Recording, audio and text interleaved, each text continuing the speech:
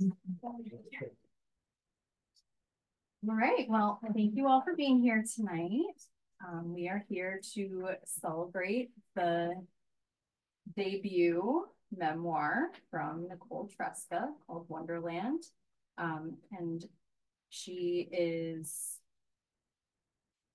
going to be talking about her book along with her conversation partner, Sasha Rudensky.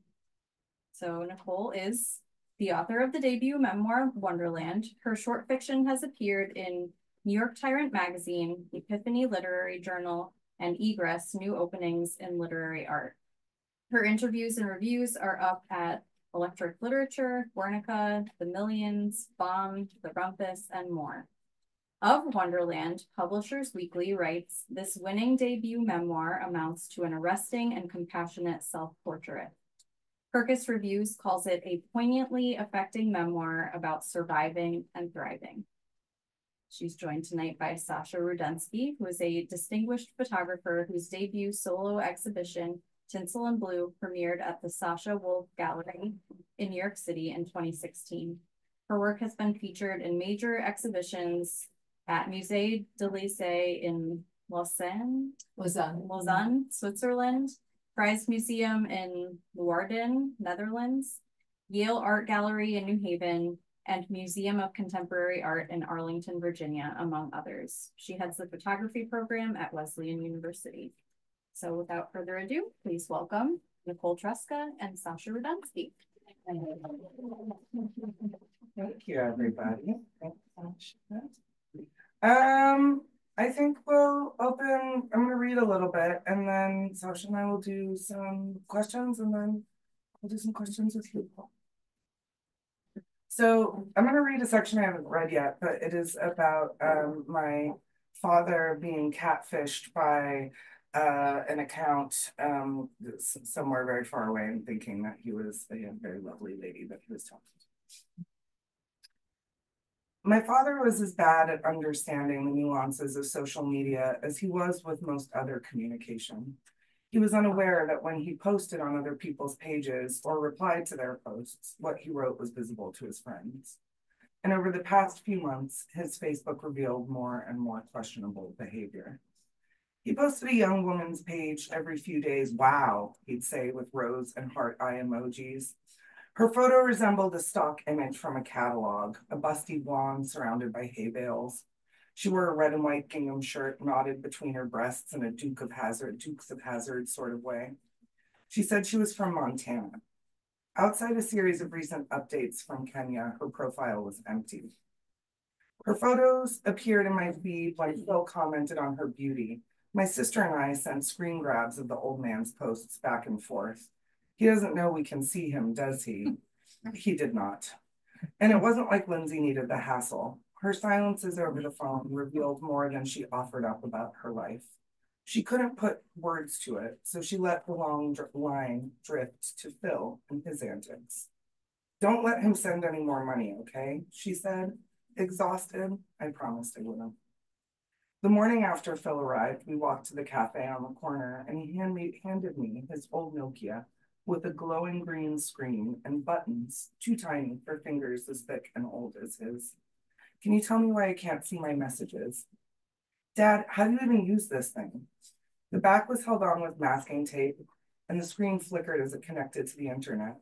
Facebook pulled up and the font looked analog. I clicked into the inbox and found several unread messages from the blonde. Philip, I thank you so much for your talk the other day. Your words were kindnesses. And my dear, what you've done is a blessing from God. We will thank you forever. I can't wait to see you. The language in the messages looped. The idioms felt beautiful in a way American sayings were not. I cannot wait for you in Tampa. I put the phone down.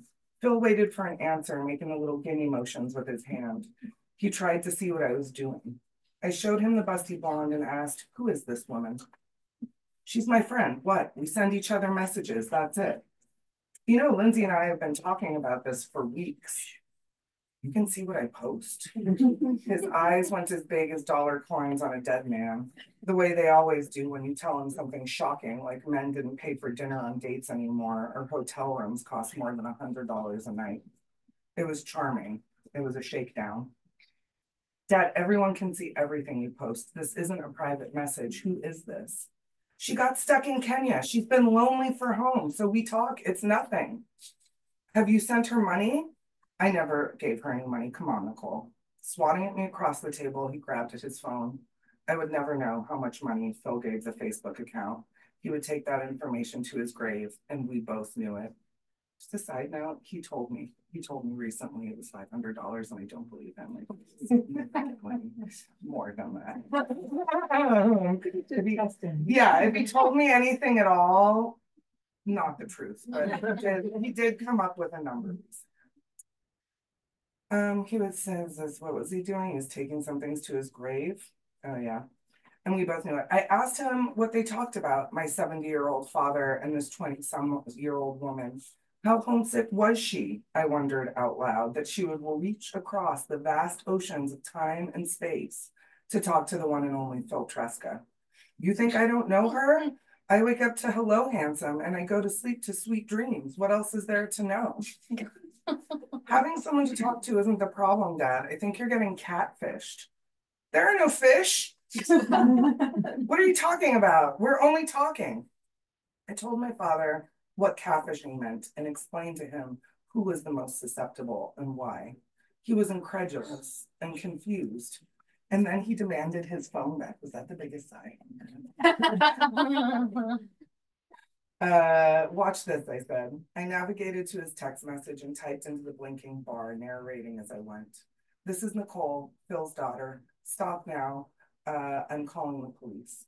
Phil lurched backward like he'd been shot. Nicole, the police? What are you doing to my life? Look, I love love. I want love. I want you to have love, but I won't let you get taken for a ride. The Turk, the Turk told me he couldn't be anyone's boyfriend. 3 weeks before we met, his long-distance girlfriend of 7 years broke up with him. He came to New York to be with her, found her in another relationship. So she walked him to the home goods store on the corner and helped him buy a spatula. Then she left. He wanted to see me when he wanted to, he said, and he'd made that clear from the beginning. I figured he gave what he gave to the people, not to a single person. I loved him and admired him, so I viewed his absences as heroic and magnanimous. When he came and came again, the way our bodies moved together, our time together, I took it to mean something true. Most of my life, I yearned for the men I wanted to want me back, and to have that yearning met and matched felt so powerful, I was sure it must be love. I love being with you and talking with you. I could talk with you all day, but I can't give you what you want, the Turk told me. Both my father and I turned a blind eye to the truth to hold on to what we thought we loved. We saw what we needed to see. I spent so much of my life trying not to date my father, it surprised me to realize how much I was of my father. I looked at him there, miserable. My want to protect him was, in part, a want to protect myself. Listen, Nicole, my father said, I'm nobody's fool, okay? I smiled. Please take my advice. I'm not using it.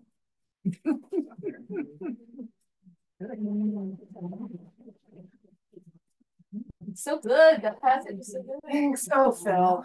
You know, it's amazing to have a father, to be lucky enough to have a father that is inherently so literary. Yeah, well, I'm really excited to be here doing something that is outside of my normal purview. So as someone who teaches art, I generally talk about visual storytelling as opposed to literary storytelling. So in some ways feel out of my depth, but I'm also really delighted to think about, you know, a medium that has shaped my own work, namely literature, and also found that your book specifically is so, part of its magic is that there's so many different inroads to how one can think about it every day. Ones that are, you know, kind of personal for me. So one of the things that I wondered about, and I selfishly crafted questions that answered my own curiosity. That's the best part. Was the relationship between the narrative of your family life, you know, your own personal story, the story of your family, but then also the story of Boston. So the way that a story of a place embeds into your own sense of self and the kind of familial narrative. So part of what I was kind of thrilled to dig into is this idea that you're showing us an authentic Boston, a hidden Boston, one that is kind of underneath the development, you know, the kind of recent developer projects and so on. So I guess that's where I want to start, is to think about, you know, what is the Boston that's authored by you that becomes a kind of character in and of itself in the novel, in the memoir. Yeah, I think that's a great question because it does feel like a character. It's very present, even though it's not predominantly where I grew up and even in the book where the book takes place, but it's such a central part of my life that I think it comes through as both a place and a character. I think I think Boston is a place that the Boston authored by me is the Boston my family knew and was, and that is very different than the other Boston, which is a very wealthy and like, so I would often, it's a good question because I would often talk about Boston as if it's a singular thing, right? And be like, well, growing up in Boston, and then I had to realize that that is completely untrue. And in the book, I had to sort of make a point to say like, in my Boston or the place we grew up, it was like this, because even just having my husband in Boston last week, we stayed in Chelsea, which is near to East Boston where my family grew up. It's just all industrial waterfront, but all the events were in Brookline. And going from one neighborhood to the other, I was like, do you see how this is so different? So I felt like it was important to write the Boston that was the one that felt the closest to mine. But as I did a lot of research, I found out that Boston, much like New York's history, was one that was sliced and diced kind of to the detriment of people like mine. So like my Boston was the one that got the central artery sent right through the middle, and like my father's home in the West End was ripped up for Mass General, and my grandparents, their home in East Boston became Logan Airport. So I think that it's an important, you know, even though I think that like the lower middle class Boston is probably like 50-50 on what you think of. It's like you think of The Departed and then you think of like Harvard, right? Like, so I think that it is sort of one of those Bostons, but as I dug more into it, it's like very clear how this Boston enacted upon that Boston and created a lot of the suffering and displacement and insecurity that my family dealt with.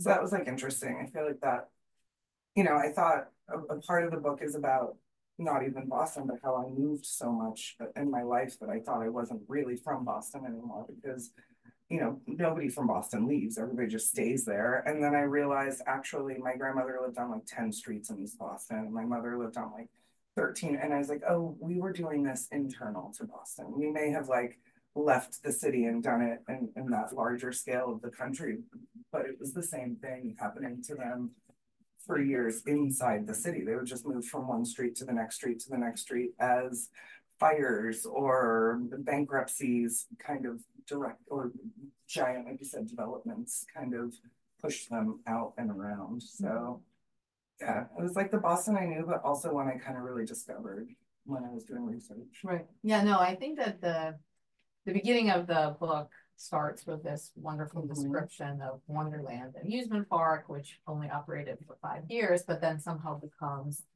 not just the title, but also a kind of emblem of the city, you know, our Wonderland, our Boston. But it does feel like it's grounded in deep research and yet is still so specific to your interpretation of it. Right. There's something really nice about how you oscillate between. Yeah, I think that might be why, right? Is like as I was researching in finding these things, it's not cherry picking, it's just the facts of the development. I'd be like, oh my God, that is so similar to this larger thing. So it just felt like historical analogies. Yeah, those historical moments really kind of tracked with that larger image. So I'm glad we done that.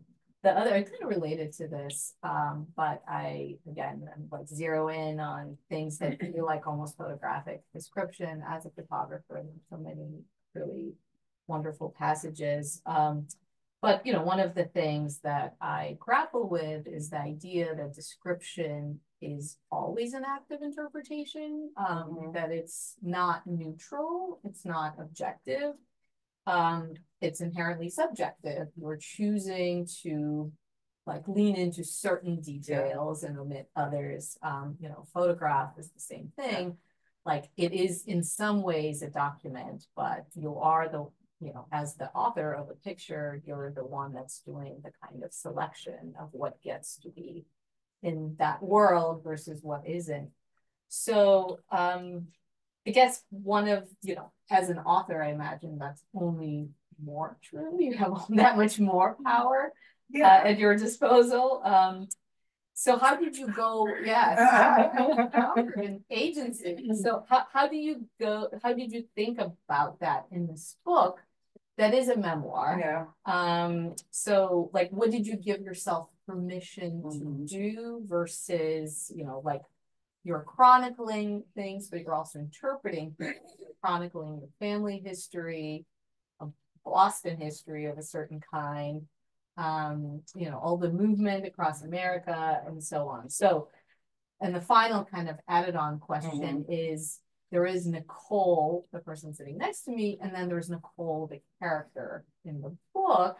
And even though it's a memoir, those things are not one and the same. Yes. Yeah. So what is that act of description and interpretation and crafting yourself?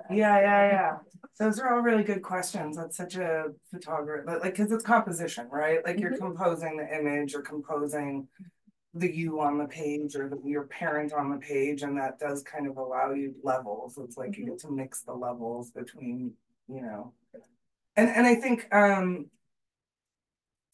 had a great teacher, Gordon Lish, who said you have a chest, and what you use everything in the chest to your own strengths. So if you want to create the sense of the illusion of love, you are going to pick the things out of the box that are the best, that you're not going to use everything in the toolbox, right? You're going to select carefully to kind of create either the feeling or the scenery that you want to. And I always think about that with memoir because, a hyper real, I'm not trying to do a mouse guard thing. Like I have no interest in hyper realism. And I don't think most of us do, because it's a simulacrum. Like my mother-in-law said, I don't want to read your book because I feel like I'm going through your underwear drawer. And I said, but it's not. It's a curated drawer, right? Like you're not. All the cute underwear.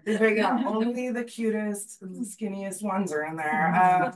But I think that's really true, right? I didn't put it all out there. I put an awful lot out there, but I was very careful. And I guess the caveats I gave in the book were attempts to say, I'm sure that there are plenty of husbands who didn't slap their wives around in Boston, but I didn't really know them very well, right? Like I tried to sort of, without damaging my narrative sense of authority, I tried to give a sense also that I am interpreting, or I am coming up with my sense of how things work. And then in other places, I was like, my mom told me not to tell anybody. And then I'm sitting here telling you on the page. So I also tried to like own it sometimes when I felt like I was crossing a line. And it was obviously, even then, it was a line I created. And I didn't go as far as as I could have or I would have. But even still, then I wanted the reader to know there were things that I was talking about that I wasn't supposed to be talking about. But there were also, just different opinions of the same thing. And when it comes to that, I can't really control what other people think of like my sense of that event. So I try to give myself some freedom to be the Nicole on the page who experienced that stuff without worrying so much about what my parents would think, because I think I think if you're writing a book about your parents and you're worried about what your parents are going to think, you're going to write a bad book. Inevitably, like that's the facts. And like to write it not thinking about that is awesome, but now I'm in big trouble. So I think, you know, I don't think there's really a way to win there with that subjective objectivity of like whose story am I telling, but that's how I did it, I guess. So do you feel like the Nicole of the book, and you know, there's the kind of present tense is 2016, 2017, right. So an adult Nicole. Yeah. But also one that was like in a different stage of life than you are right now. So in a way, it's still already yet a different version of yourself. So do you feel like you recognize yourself, or are you crafting yourself, or kind of creating yourself through recollections, therapy sessions, you know? I'm like, yes, rewriting myself via therapy. Yes, but also like the you that's writing, understanding yourself in a way that you might not have understood yourself in that moment. In that moment, yeah, because there's two things there. One, I think it was Kira that said, or it was Alex today. You said the blood in me is the same blood in me from 2 years ago when you were telling me that you still thought about something you had read. And I said, wow, did you write this? And you said, yes, the same kid that wrote it 2 years ago is me. So I think on the one hand, I'm still the same, right? We're always this. I think a big theme of the book is that, you know, no matter how much things change, they stay the same. No matter how much they stay the same, they're changing constantly. So I think that the me is the me in that regard, but also time has gone by, so I'm a little bit wiser. But also I think through therapy and the therapy of writing the book, I think I wrote myself in the current moment as I maybe wished I would have. Like it was a little bit of an act of alchemy between both of those Nicoles and probably everybody in my family. Right? There's like the me that I think I am, and then there is the me that you know, is sort of like pulled from all these notes and old sources I had. And so it's like they're all sort of amalgams of people, right? Like the best you can do, like myself included, maybe myself more than anybody, because I don't think I understand myself like at all. Yeah. Least of all myself. Well, one of the things that I really loved about the book, and hope you appreciate it when you read it, is the structure, which is, it's not sort of linear, it's not sort of a simple chronology. It moves back and forth between different geographic locations, because in a way it reflects your own movement across all the different places you live. But also very fluidly moves back and forth between, again, quote unquote, present tense, which is Manhattan, your New York City life, the people you're dating, you know, your Airbnb hustle, you're visiting your mother, trying to kind of heal post breakup, with you sort of thinking back to stories your dad told or your grandmother told you, or Boston's history, and so on. So how did you come up with the structure? I mean, I'm very familiar with how kind of photographers work on a book structure, which for the most part happens after you've gathered all the materials, and then the editing becomes a kind of act of creation, almost independent of that. But for you, because it feels like there's almost independent pieces that are that are kind of self-contained, but then they really seamlessly work to create this much larger story. But I think, like you're saying with photography, I still think I gathered all of those pieces sort of before. And the, you know, how did I come up with the structure? I wish I had $1 for every time I had to say my editor made me do it. I wish you Don got $1 for every time, because somewhere he's like, she's saying it again. I did it. He did though. He really did. He was, you know, a memoir is sort of this, and so many people I've spoken with are writing memoirs are like, how do you make linear the vertical, right? The vertical of life, which is experience and memory and you know, time sort of swirling around. And I think most of our first cracks end up being like this. Like, I think that if you look at a lot of early drafts of memoirs, it's this sort of spinning around an idea of a family or spinning around an idea of a life and not really. And at some point, Idam was like, well, what do you think the story is? And he's like, I don't know, my family was born and then I was born. And he was like, it's not really a story. That's more of a timeline, right? So he sort of forced me both to find the story, which is this more current timeline that the book occurs in. And then that set me off on a thing about like, well, what's the story that holds all the other stories? And that's sort of what I had to find out. Like, what is the one story that will allow me to talk about my problems with money, and then let me go back to my parents' upbringing, and then let me talk about, my struggles with relationships, and then jump back to my aunt with schizophrenia and her relationship. So it's like once I kind of found the avenue that let me move in and out of time, like because of plot, not because of theme, I suppose. It had to be like I got dumped and felt crazy, and that then allowed me to recall my aunt losing her mind over relationships that didn't work and like kind of play those off of each other. So it ended up just being like, how did I make sure I got all of the family stories I wanted slotted in to that front moving narrative? And I did that, and that ended up being a lot easier than I thought.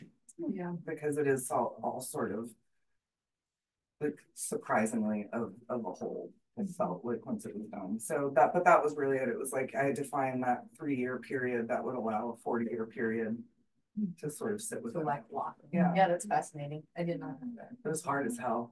When I was in trouble and I didn't know how to do it, and like it was in a little bit of, I think, like magic. I just at one point I said I felt like I had taken the guts out of the stuffing out of the teddy bear, and it was just all over the room, and I had like a month left, and I just sat around and was like, what have I done?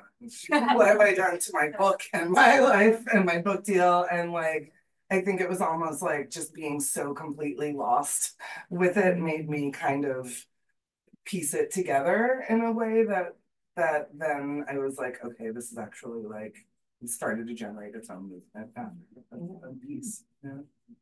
Well, yeah, I don't think that it comes through in that way, because I mean I really appreciate the kind of change of like the space you're occupying in the book, but it doesn't feel forced. It doesn't feel like I'm coming up with a clever organizational like system to try to like cram in all these things that are important to me and that I can't quite. I'm like, that's really good because it's easy to do that, right? It's easy to be like, and I actually was worried about the prologue for that, as that like, will the prologue be this sort of like plonked in thing? But again, like every other piece, once I had so much research for the amusement park, and I'd done so much historical research, it wasn't a stretch. There's so much material there that it's like, and I think that's sort of it. There's just so much material. Once I knew what I wanted to do, I could find the thing that would fit. And it's so gloriously visual. Yeah. I can see it as I'm reading. Your lips to God's ear. Who would play you? Who would play me? I don't know, but I do know that Phil Treska has an eye on Ben Affleck, who is sort of in a flop era right now, and I feel like it would be just a really good match. I don't know about me, but like the book in general, I'm more worried about my dad. I see Jennifer Lawrence. Yeah. Oh, that's good. I would take Jennifer. I would allow it. That's it. She's funny. I'm really in love with the female characters. And that's because I'm a woman, but the names are great. Penball. Yeah. Haha. Yeah. Mom. Christine. Grammy. Duca. And Grammy Duca. Yeah. They're all so kind of funny and grounded and kind of straight talking, and they cut through the bullshit. And they're almost appear to chasten these delusional male characters. Your dad, I think probably more than anyone else. And they just seem clearly like they're so vivid. but the story really is your dad's story. He Yeah. is the one, besides yourself, that is the one that kind of propels the narrative. So I have my own kind of ideas about maybe why that is what happened, as opposed to kind of tying it to a female alter ego.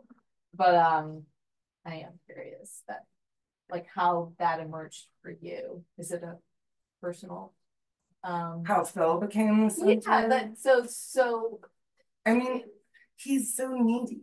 yeah. Like, my father is an incredibly needy man. Like, he has had women tend to him every day of his life. And then when he didn't have a girlfriend anymore, he was like, hey there, you daughters of mine. And then he started to get older. So I feel like he's always taken a lot of my attention from like just a really practical sense of things. So I feel like there's that, but also my father's family, you know, he went to prison when I was 5 or 6, and my sister was 3 or 4. My aunt was For prison for dealing drugs. for federal drug trafficking. Yeah. I haven't read the book. Which, by the way, he told me was just for like he'd sold drugs one time, and then the Boston Globe clarified that it was federal drug trafficking, and I was like, that's a little worse, like, and a little more severe, but and that's, you know, that's a whole other And your side mom of the told you book. he's going to camp. Yes, but anybody from our neck of the woods is like, oh, we called it the villa, like, or like, so there are all of these euphemisms at play. But I think, you know, there's that Phil sort of dictates a lot of my time as it, like, still currently a lot of my time. But there's also this fascination, like my uncle, this is my uncle's chain. He died in this. He overdosed of a heroin addiction for like the 3rd time in his 30s after he had done time for robbing a Cumberland farm and killing the kid he was riding with. And like my aunt was, you know, paranoid schizophrenic, lived in a mental home her lot. Like I felt like the Treskas were a family that seemed to have been like what happened to them. I feel like I spent a lot of my youth being like, what happened to these 4 siblings, and like how did they each end up so incredibly broken as adults? And so I think that part of it was always really interesting. My mother's side of the family is also incredibly rough and incredibly messed up, but you know, there's also a weird pathos to my dad and the Treskas that I was really Really introspective. yeah. He's the one that sort of changes changes. over the. My mother, and I'm sorry, I'm like, are we recording? My mother is so fixed. She's so fixed that as she gets older, she's getting brittle in that fixedness. And I think that that is the thing that happens. I said that in the book. I think women can get hard, and I think men can die soft, right? They get like, I think it can go both ways, but I think oftentimes Phil was allowed this sort of happy older, you know, retiree life that my mom also just didn't have access to that level of grace to be that relaxed. And Phil was like, whatever, I get paid for my VA benefits. I don't have to have this stress. So I think in ways, you know, he got to be more introspective than my mom did because he had less on his plate at any given time. But then after a point, it's like, no, he's like, he started taking antidepressants in his 70s. That's like an enormous dedication to trying to change as a person that I don't think I think by the time you are in your mid 40s, you're like, this is me, this is how I do this. So I feel like he has sort of, you know, in a very aspirational way pushed himself. Like, No, and that comes anybody else in my through. family. You know, I've met your dad. Yeah. Very superficially, but that comes through in the story. Good. In a real way. So maybe one last question. Even though there's a few other things when you feel like taking up a lot of time, hopefully other people have things to ask. But sort of selfishly, one of the things that I zeroed in on was kind of the aspect of the writing that was resonant with my own way of working, was finding this place of being an insider and an outsider. So I came to United States as a 10-year-old, which is, I think, when you left Boston, Yeah. right? Yeah. From the Soviet Union, and a lot of my earlier work took me back to the former Soviet Union. I traveled all over the place.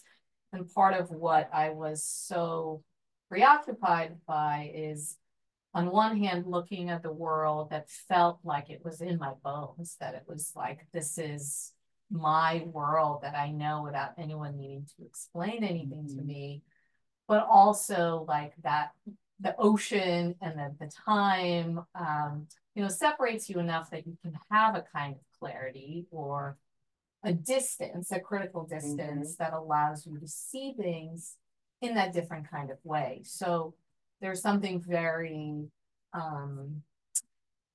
productive or fertile about that kind of generative. Generative, that's the word I was looking for.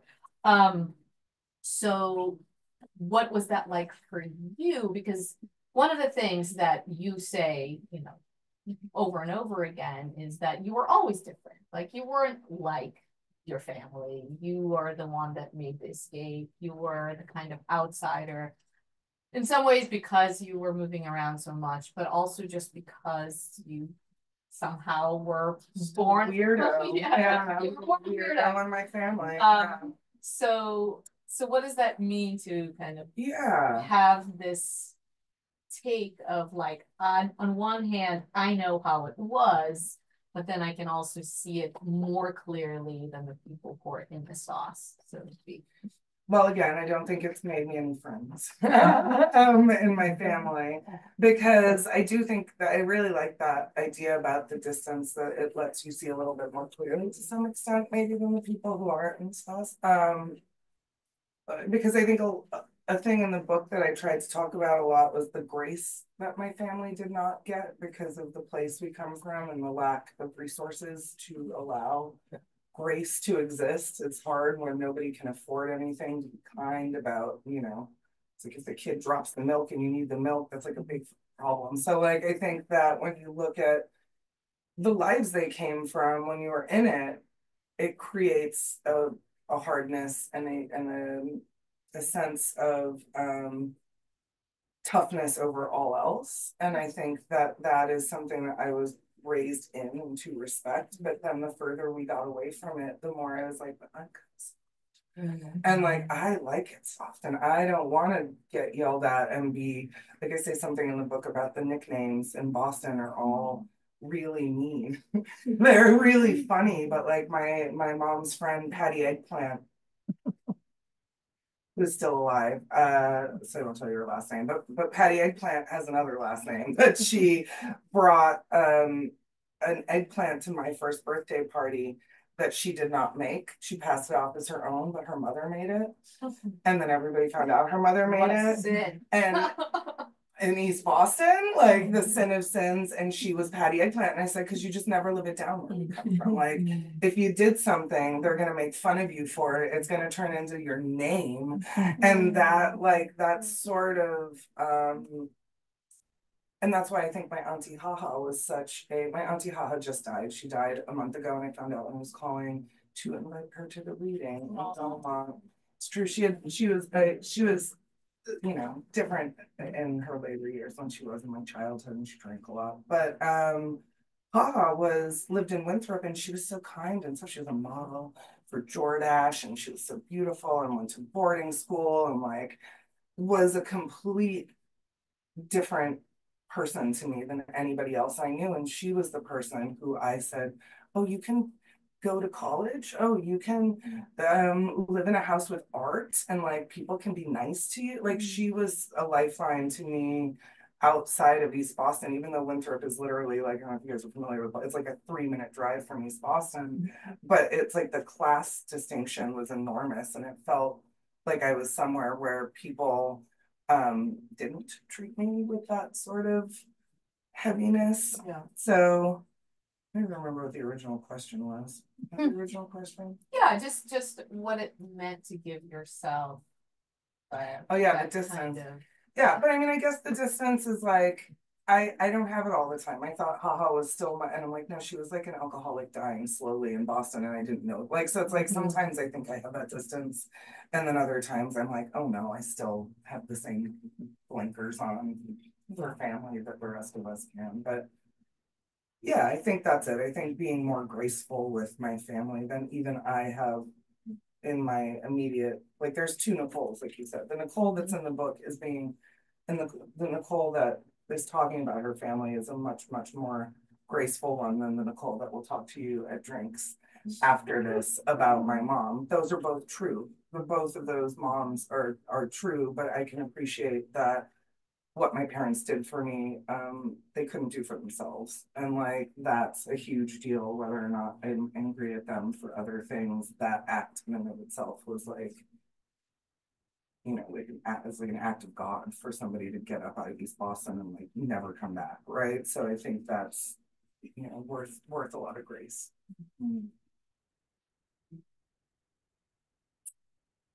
I'm happy to open things up. I mean, I have a few more things, but also I'm sure. Any questions? I think you just mentioned this, but have you gotten to do a chance of readings in and around Boston? Different, Yeah, places? I did Belmont to one person. Her name was Julia.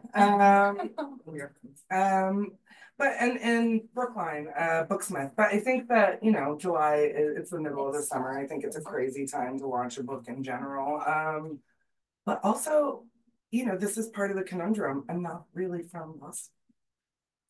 My people aren't there. My people are in New York. I feel like I just got to my people when like I pulled into this part of Connecticut and I was like, oh, everybody from New York that I love lives up here. So I've been able to be with a lot more of like what I think of as my family. Most of my family in Boston have died or moved away at this point. So it wasn't surprising to have like a somewhat low turnout. So it's like it's not really like a center for me anymore. But it was lovely. I went to Brookline, which is where my auntie Debbie used to live, and I remember being a kid and being so taken with Kenmore Square's Trader Joe's. Like it was like it was like the first one, and like I just remember being like, this is the peak of like fanciness to go to Brookline and a Trader Joe's. So it was a very fancy return. Yeah, I did like that. I was just thinking about the vulnerability that you put on the page and give to the world. And how do you talked a little bit about how you separate yourself, or you pick and choose what it is that you're going to share. But you're also sharing other people's and their vulnerabilities and whatnot. So how do you maintain relationships with them? What's the fallout? Yeah. Oh my. No, it hasn't actually been. I think that's a really good question, and it was weighed heavily on the whole process. Well, on the one hand, you know, like I said, if you are writing to your parents, you're not going to write the right book. But if you're writing about your family without thinking about what stories you can or can't tell or what belongs to you, like then you are, you know, that's a very dangerous thing, I think, to do and think you have the authority to be the arbiter of other people's stories. Well, to tell the story truly meant that I had to talk about a lot of people's addiction and mental health issues and criminal, like historical criminal behavior. And what I didn't have to do was include details or, you know, things that people had asked me not to share or names of people. So I tried very much to ride the line of doing it with honor and to honor the story. But I think ultimately, you know, my sister couldn't read the full book because her husband's heroin addiction is in the book. That time in her life is in the book alongside my uncle's heroin addiction and what was happening in the family at that time. And I asked her, could you not read it because of what the content was or because of how I wrote it? Because if it was, and this was when we're still in editorial. So if it had been something I had said or how I had said it, I would have given her editorial there. Like that was hers. And she said, no, it's just that it's hard to read. And so that is still hard, right? I don't want to take my family's pain to make art, you know, like, but I think that I can't talk about myself without talking about it, right? Like I can't tell my story without, to some extent, bringing them in. So I just tried to be as delicate and gentle as I could, and I did. Like the thing is you know, I feel like, again, for a family that was partially very committed to the mob and its secrets and that sort of sense of like what you do and don't talk about, there are people in my family who would have only been happy if I did not do this at all. And I wasn't going to let them take the day because they'd kind of done that my whole life. Told me I couldn't talk about it. It was not something which, and I was like, this isn't helping anybody. Everybody's real. So the fallout is, I don't know, active. It's an ongoing, it is a live situation. My father said, you know, Nicole, I know that, like, he read, there was a review in somewhere that called him an occasional drug trafficker. Like, that's not even that embellished. That's just like, I mean, not that I embellished that much stuff anyway, but that's just like, those are facts. And he like didn't even finish the review. He just like hung up and he called me and he was like, occasional drug trafficker? I'm like, well, you were. He wants to be full-time? You did, yeah. But he was like, but I only did it a few times. And I was like, occasional. Use the modifier.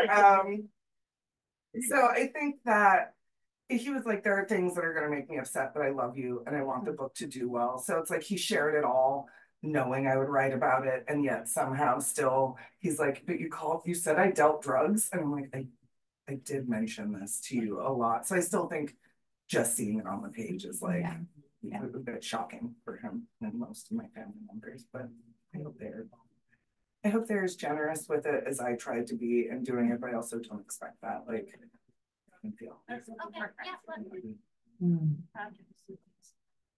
Thank you for sharing. You're welcome. I have a question. So I grew up poor in a poor town, and I think hello, my friend. Hello, my friend. Yeah. I find you so relatable. I want to have a beer with you for 8 hours. Yeah. So making it out as, you know, half my brother's class is dead. Yeah. You know, or whatever it is. I feel like it gives you grit and a sense of humor that a lot of other people don't have. So now I live in Madison. I'm raising 2 little girls. They're still young, they're 3 and 8 months, but I don't know how to make them. That's very important question. I don't, because now I have the means. So I now have the means where, you know, my 3-year-old, she has issues with authority like me, but she's very tough, and she's like, I want this, and I'm like, I can get her this. I would have wanted this too. Don't deny her that. You know what I mean? Rough. And so like, but she's so soft, and I'm just like, how do I don't know how to give them that grit. I feel like this is like it's very, very tough. It's not just from the same town. So it's just, so it's the one, it's like the one thing that kind of eats at me is how do I make my daughters love so hard like the people that I come from, but also, you know, I don't want them to struggle like where I come from. I think that that's a great question, because I think it's probably the same question our parents asked. Yeah, I think it's every generation. Even though your kids they have a better life, harder than us, they had it so much better than their parents did. And I think if I had to say there was a downside to like wanting to teach them that things are tough, it's that I almost think my mother was like, I'll punish you for the benefits that you like. I think that like denying out of like their best interest to sort of give them that sense of grit, it's like, I don't know that it works well, but I also understand the fear of being like, I'm gonna give them everything, because like, that's that. But I think I have the means, but I also want them to know that they can't have everything. Yeah, I mean, listen, I don't want them to be assholes. That's like, how do you get a kid in a nice neighborhood to be funny and not an asshole? And I don't know. I don't have kids. I don't know. I've abdicated this question because it's really hard. It's really hard. I think it's really hard to simulate a situation. Is this just the New England question? Yeah. But I know, because like I grew up with, I mean, your story is just incredible, and like hearing you talk is, I'm like, oh my God, because I can relate to a lot, like not the same exact stuff, but like my mom was one of 8 kids. They grew up in Hartford, 6 boys, all of them ended up in prison, like armed robbery, drugs, lots of addiction, mental illness. I mean, it goes on and on and on. So like, and then my dad's side, a whole nother. So, but like, you know, and now like, yeah, same thing. I feel like I'm growing, like I have 2 young kids and like our life is so different, but like what I know and have seen is like, how do you even like? Yeah, I talk with my girlfriends all the time from where I grew up, and I'm like, we just talk when we get together. We're like, how did we survive? How were we never sexually assaulted? And we know people that were. Like, how did we survive all of these situations that we put ourselves in? And our parents had no idea because they were working 7 jobs. Right. You know, and we're so tough and we're so much better off now. But I don't want my girls to go through. No, they should not. And like the reality is like when we come from that, it's like we're like, look at what it did for me. But I want us to be soft. I want us all to be soft. I don't want any of us to have had to learn those lessons the way we had to learn those lessons of like moving around. Like Ruth and I were just talking about, like when you move as a kid and you're in a totally different place, it's like you become the one that can help your family because now you're the one that is doing better. And it's like it creates this, there's so much growth. And I think then you say, well, I don't want my kids to be soft. And I think my mom says that all the time. But when I think about the parenting that they've done kind of under those auspices, you see like, again, like a lot of grace missing and a lot of tenderness to the kid missing because it's this idea that like, you got to work for everything. And it's like, that's true. I want everybody to have a work ethic is important. I'm not saying everybody should just, you know, sail off in a Mercedes and like go to the country club all the time. Like, but I think that if you can give those things to your kids, that's actually like, and historically in this country, a hell of a lot better than not, right? Like the ability to give your children a better life it's wild that like people from New England are like, nah, fuck that, we don't want our kid. Like, it's like, I just want them to be tough kid. You're like, no, like that's, but I get it, because it's like innate, right? Like you want the humor and the toughness and the grit, but to acquire those things, you have to have them like slightly traumatized. Like repeatedly slightly traumatized. And I think that if we can, your kids sound like they got it made. Like, that's awesome. All your kids are doing great. Like, but I think that's why it's so important that you wrote this and shared this story, because that's a way for people who didn't have that kind of upbringing to kind of experience it in a way and like bring that experience and that understanding to their own, you know, interactions or the way that they raise their kids.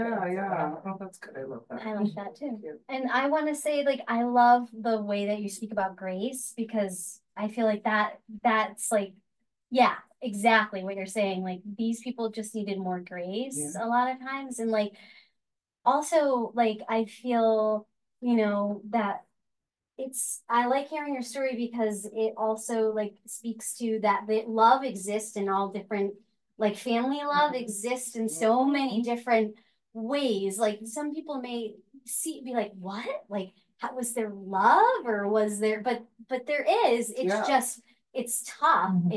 It's different kind of, and so like, even like with my kids, like when I'm trying to explain like my uncles, like, and my husband's like, no, tell them like that they did this and they, you know, and I'm like, but I'm still trying to like be like, no, but they were actually really great guys. Like I loved them. Like they were really good to me. Like they were. Do you know what I mean? But like, so I struggle with that in my mind sometimes, like, because I know, like, okay, they did bad things, right? But like there was like the love I saw between like my mom and her brothers, like before they died, like the growth, the like forgiveness, that like there was just so much there that like right, that it's just not like black and white, like and so I think it is important to show like that, or for people to understand like that it's everything isn't picture perfect, like it isn't, that love is like very messy, and like people are very hurt, and people are, you know, they maybe aren't always, you don't see the best of them, but that there is good in them, and that there's like love there, and especially in these like I don't know. I think it can almost feel like you have to defend that too, right? I As do you feel grow that up way, and you're like, no, my uncles are fine, even though you're like, Yeah. oh, well, Well, it's like, weird when I'm trying to yeah. explain to my friends, like, Yeah. oh, like, Well, if you really want to know about Yeah. my family, but then I also have to be like, but like, don't get scared. Like, you know, Yeah. like, this is like, Oh wait, you know. question, did you guys not tell people about your family for, well, you grew up with, like, I was taken I wear out it as a of badge of honor. Yeah. I wear it as a badge of honor. I do now, but I feel like when we moved into like suburban spaces, I was like, nobody wanted to know that my dad had gone to prison. Like that was not a badge of honor. That was like I was gonna get ostracized Yeah. for that. And like, and so I do think that like when I think that it is a badge of honor at home, but then I would go out into the world and be like, oh, this kind of family is not everybody else's family. Right. It was shocking Yeah. to go outside and Yeah. realize Yeah. that. Yeah, I Absolutely. think there's something for when you're struggling or have struggled.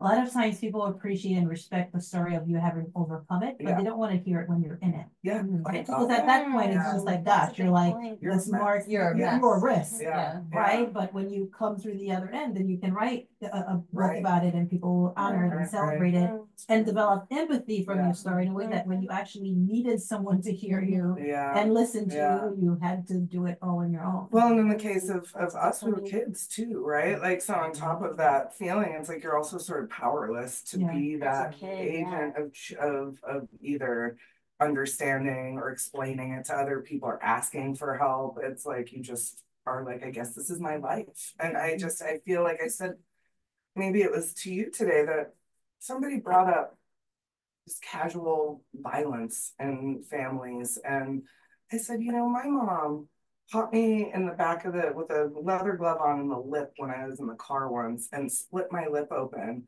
And I would have, until about 2 months ago, and again, much therapy, I would have said, well, I had it coming. Like that. And like I said that to like a very genteel lady in Barrington, and she gasped. So right. And it's like, these are different families. Like I think there are a lot of families that are like, oh, dude. So it's like those are the families we grew up in, and they're also immigrant communities and poor communities, and you see all these things kind of stack up. So yeah, I think that's absolutely true. Like the empathy comes after you have proven yourself like worthy of that grace. Because if I had written this as an addict or someone who's still struggling in my finances, I might not get that grace from readers because I would have still been it, right? Like I might not have even been able to write it, but that's a really good conference. Yeah. So you wrote a really personal story of your life, but you said you did a lot of research. Yeah. What did you research and why? Well, I researched Boston, the history of Boston, because there was what I knew of it, and then there was what I didn't know. So I wanted to know a little bit more before I started to write about the city. And I researched the Boston Globe archives on my family because they all lie. So I needed to know, like my father, there's a bit in the beginning about my papa, Christy Treska, my grandfather, was charged with racketeering in 1967, which is again just mob shit, right? Like if you are charged with racketeering, you are doing mob things. Hard to be occasional. It's hard, yeah. That one was not occasional. They were called the 7 alleged bad men. That's what the newspaper called them. And this was in 1967. And my dad, my entire life, and this is like explicit to this question, had told me that my papa was the most stand-up guy and he had never done anything wrong and what a good guy. And I should have known that the Phil doth protest too much because I was like, Papa was such a great, and I was like, trial for like racketeering. And when I read all the names off to my dad, he just laughed his head off. He's like, those are all the biggest bookies in Boston right there. And I was like, so did you know? And he was like, oh, that never went anywhere. Like, how did a trial? It wasn't even just the arrest. They went to trial, and then the guy from the Boston Public Library said, it is very interesting that there's no outcome to this case listed anywhere. Who gets a trial to just like, so the research answered questions about my family, and also raised a few more questions about my family, but my favorite thing that I discovered was an article that said a Harvard professor who lived in Somerville's prized Pomeranian had gone missing. And there was like a big portrait of the woman with the dog. And then it was like, the dog was last seen at Christie's Diner. That was my papa's diner. And then the next line said, Phil Treska says, I don't know what happened to him. He came in to eat his breakfast and then we never saw him again. And I called my dad and I was like, yeah, did you steal the Harvard professor's Pomeranian? And this is a man, and this goes to like ethics and character, right? This is a man who had been in prison for drug trafficking, a bookie his whole life, very, very keen on, like, affectionate toward lying and like not telling the truth. And he was offended beyond offense that I would think he would steal somebody's dog. Like, he was like, who the fuck do you am? I would never do something like that. So it was like, that was kind of my favorite piece of personal research, because it appears in that one instance he may have just been reporting out what he saw, but not actually. I don't know that. And I don't believe him entirely, you know? So I tried to find my way to the best answers I could. Okay. So that's all we have time for, unfortunately, but I'm assuming that you might be available a little bit to chat if anybody has any additional questions. We do have copies of the book for sale at the register up here. And Nicole will be available. She'll be signing live for you. So thanks again for being here. Thank you, Nicole and Sasha. That's great. Thank you.